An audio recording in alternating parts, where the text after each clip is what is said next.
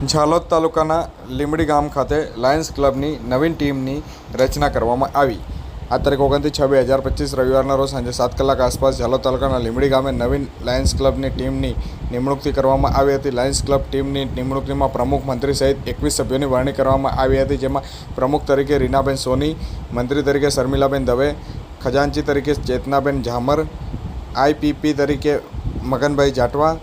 First VP તરીકે મુકેશ સોની, second VP તરીકે દિનેશ ચોપડા, third VP તરીકે અલી અસગર અને ટ્રેઝરર તરીકે પારસ ઝામર, ટેમ્પર તરીકે હસમુખ ગોહિલ,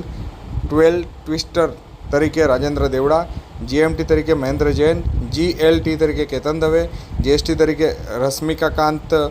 ભાટિયા, એલસીઆઈએફ ચેરમેન તરીકે ગુરુશરણ પટેલ અને ડાયરેક્ટર તરીકે જે કહી શકાય કે મહેન્દ્ર જૈન, કેતન દવે, મગનભાઈ જાટવા, રશ્મિકાકાંત ભાટિયા, કૈલાસબેન પટેલ અને ગુરુશરણ પટેલ જેઓની નિમણૂક કરવામાં આવ્યા છે।